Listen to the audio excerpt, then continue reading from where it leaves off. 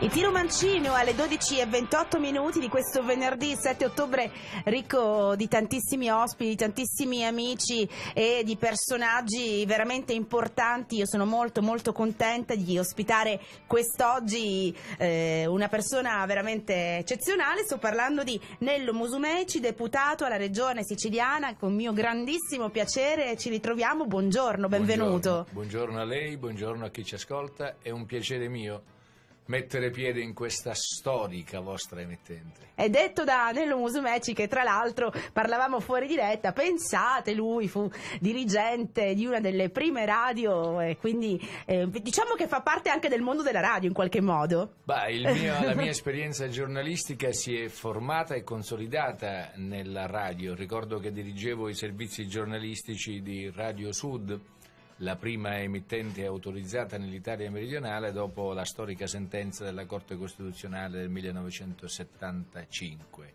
Una fucina di energie, di talenti in alcuni casi. Lì lavorava Gilberto Idonia, che salutiamo tra l'altro, certo. E che saluto assieme a tutti gli altri con i quali avevamo creato una sorta di comunità, perché la radio serve all'esterno e al suo interno serve a consolidare rapporti di amicizia che poi rimangono per sempre solidi nel tempo. Comunicazione, poi la radio è comunicazione a 360 gradi, come nel vostro caso lo è anche la politica, il fare politica e il portare avanti anche determinati progetti e anche determinati pensieri, no? Se non ci fosse la comunicazione, tutto quello che di buono si fa non diventerebbe mai patrimonio di tutti. È chiaro quindi che oggi la televisione, la radio, tutti i sistemi web contribuiscono a fare della politica un patrimonio contaminante. E quando io sento parlare i giovani e dire non mi occupo di politica, provo tanta desolazione, perché i giovani non sanno che la politica si occupa di loro. E allora tanto vale giocare ad armi pari. Se la politica si occupa di te, occupati anche tu della politica, non necessariamente facendo militanza, ma almeno seguendo le vicende che ogni giorno caratterizzano la nostra realtà, quella locale e quella internazionale. Io credo che occuparsi di politica sia un dovere civico prima ancora che un diritto. E la radio, la televisione, anche quando non sempre sono obiettivi, servono proprio a consentire che questo palcoscenico diventi sempre più ampio. E a far conoscere anche chiaramente quello che si fa e quel che si fa bene e quel che si fa male. C'è un argomento molto importante in questo periodo, si parla tantissimo di sanità e di questo nuovo piano sanitario. Vorrei un suo parere a riguardo. Un crimine politico, guardi, mi sento di definirlo così. La Sicilia non ha un piano sanitario da anni. E però la bozza presentata dal governo Crocetta qualche settimana fa non ha fatto contento nessuno, ecco, né il personale medico, né il personale paramedico, né i cittadini utenti, per i quali il diritto alla salute, prima di essere un diritto costituzionale, è un diritto fisiologico. E quel piano invece non garantisce il sistema sanitario di emergenza-urgenza, depotenzia gli ospedali che finora hanno lavorato bene, condanna la buona sanità, che soprattutto nelle aree interne è essenziale, perché in alcuni casi il soccorso entro 30 minuti può essere vitale, fatale, certo. E quindi è un piano che ha lasciato tutti scontenti. Io personalmente ho chiesto in aula nel Parlamento regionale all'assessore Gucciardi, che è persona per bene ma che obbedisce agli ordini di scuderia di Crocetta.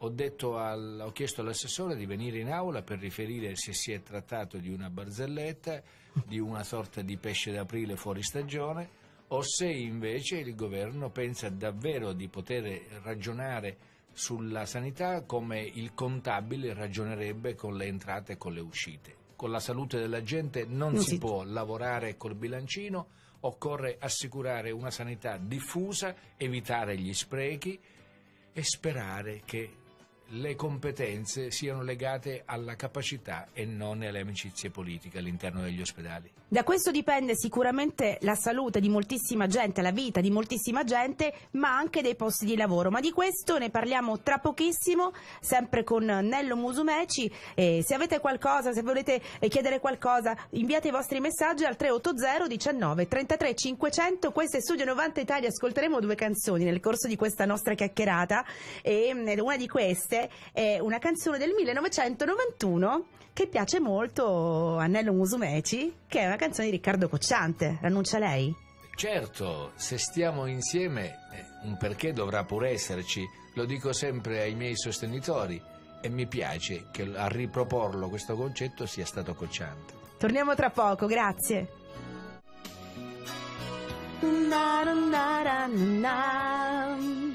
Cantiamo Riccardo Cocciante, se stiamo insieme ci sarà un perché. Abbiamo scoperto una parte di Nello Musumeci, nostro ospite, deputato regionale, che con grande piacere è venuto oggi a trovarci, una vena molto romantica. Sì, diciamo che c'è bisogno di romanticismo in un'epoca in cui i sentimenti diventano sempre più rari e il cinismo avanza inesorabilmente.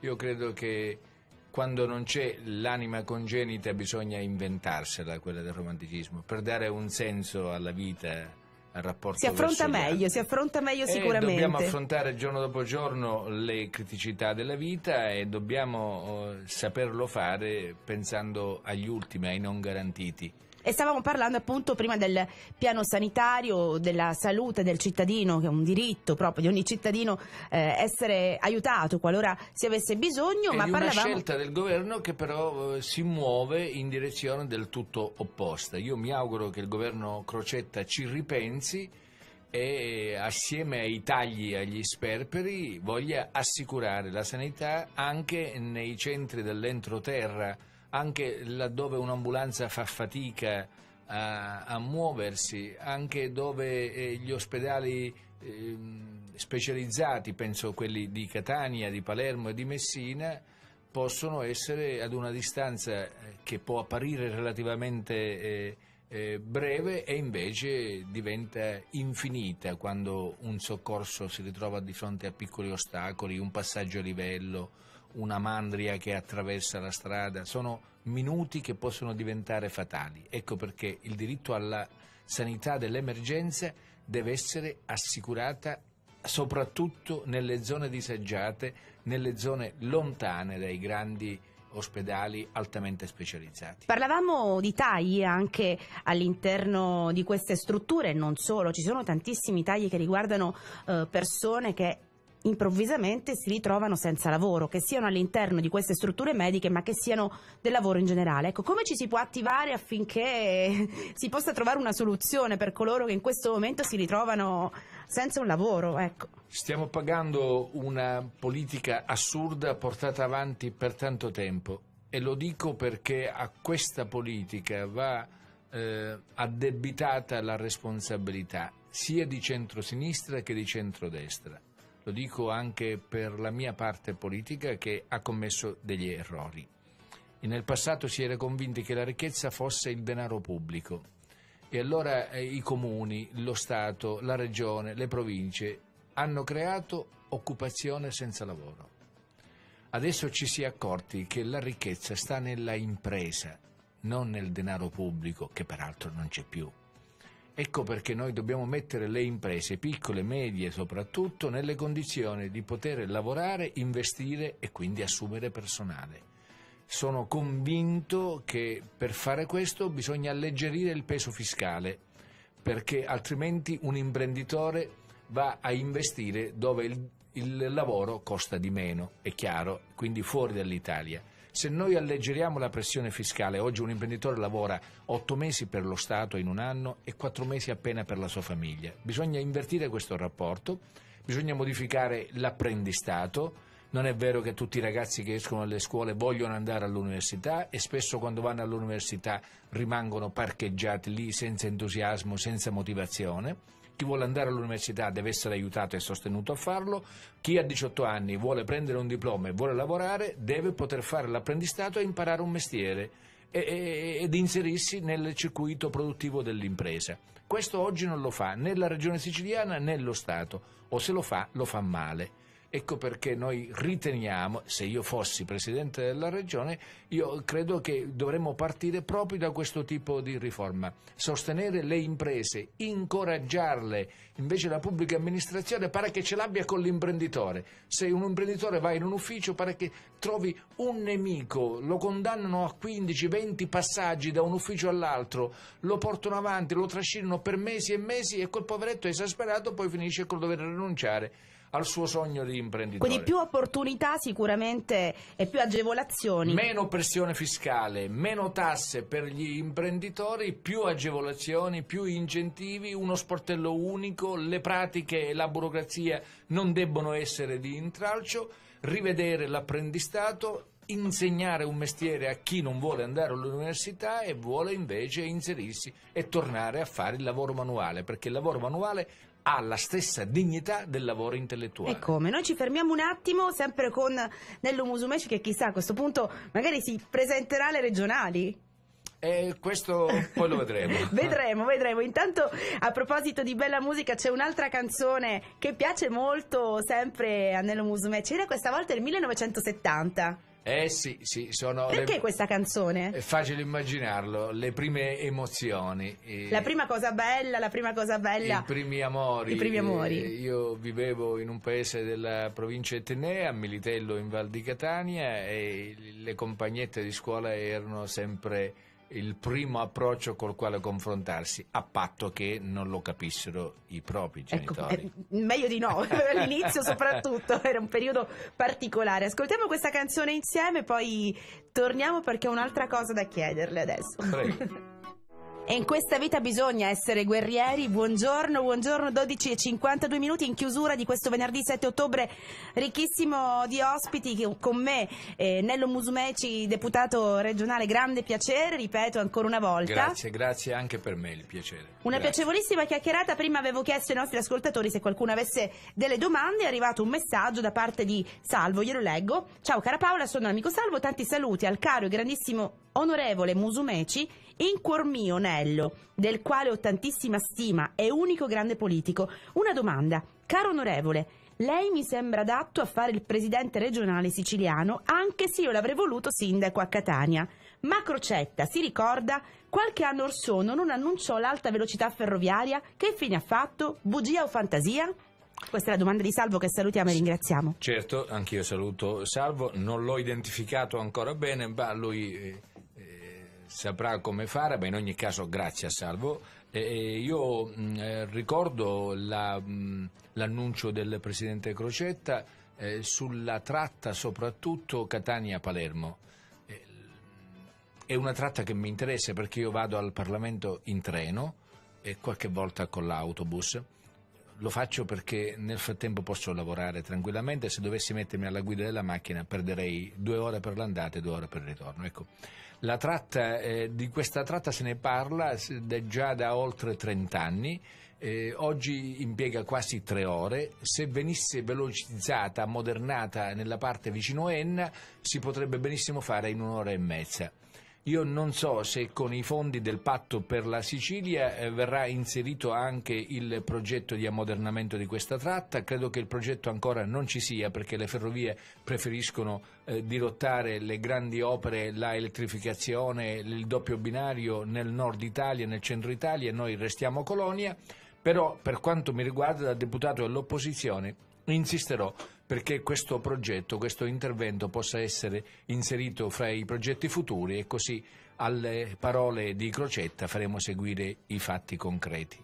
Tornando invece a un altro argomento molto attuale, che è quello del referendum, se ne parla tantissimo, chiaramente ormai siamo agli sgoccioli, ecco, un pensiero di Nello Musumeci a riguardo, ovviamente. Io il 4 dicembre voterò no a questa proposta di referendum, perché non è una riforma, perché è una presa in giro, perché è una mistificazione, perché il Senato rimane, e non rimane con l'autorevolezza di prima per 2 ragioni. Primo perché non verrà più eletto dai cittadini, ma dalle segreterie dei partiti verrà deciso. Ed io sono per la partecipazione dei cittadini. In secondo luogo perché è una sorta di dopolavoro per i sindaci e per i consiglieri regionali. Si risparmia soltanto qualche decina di milioni, mentre si toglie a 40 milioni di italiani il diritto a poter esprimere la seconda Camera.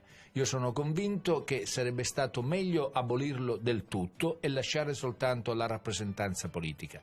Se vogliamo fare una riforma seria, dobbiamo nominare e eleggere una assemblea costituente con una durata limitata nel tempo che si occupi di una riforma che non sia votata dal 55% del Parlamento come è avvenuto stavolta, non obbedendo alla frettolosità che ha Renzi, ma una grande riforma di ampio respiro che coinvolga maggioranza e opposizione e che consenta al Senato, senza sprechi, di poter essere eletto dal popolo rappresentando le autonomie locali. Quindi no a questa finta riforma, perché si possa domani, e spero presto, procedere ad una riforma seria e degna di questo nome.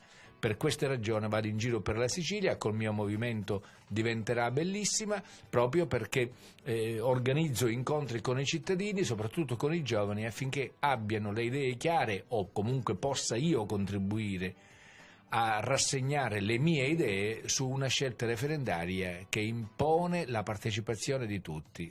Io ringrazio Nello Musumeci per l'impegno, chiaramente per il lavoro che sta svolgendo. Tra l'altro lui è anche presidente della commissione antimafia, quindi ricordiamo ovviamente, esatto, ricordiamo anche questo. Spero di ospitarla presto nuovamente nei nostri studi. Intanto c'è una canzone che ascolteremo insieme per concludere questa nostra piacevolissima chiacchierata, che ha scelto sempre lei. Torniamo negli anni '80, era il 1981. Perché la canzone di Edoardo De Crescenzo? Sì, è la canzone che mi fa compagnia la sera. Io amo lavorare nelle ore serali, mi viene molto più semplice, e concludo sempre quando comincia il programma di Marzullo. È una canzone che è entrata ormai nel mio patrimonio di sentimenti, è una canzone anche molto nobile, molto bella. Vi ringrazio per questo omaggio che io restituisco a chi finora ha avuto la pazienza di ascoltarci. Grazie Nello Musumeci per essere stato con noi. Grazie a voi per avermi invitato. Buon Stelle lavoro. di giorno si conclude qui, torneremo puntuali lunedì, in questo caso. Lunedì, buon weekend, buon fine settimana, buona musica, sempre mi raccomando, riflettete sempre, cercate di trascorrere anche delle ore pensando e anche in maniera positiva. Da Paola 4 è tutto, a lunedì, buon fine settimana, ciao! Abbiamo trasmesso Stelle di giorno. Musica, notizie, ospiti e curiosità.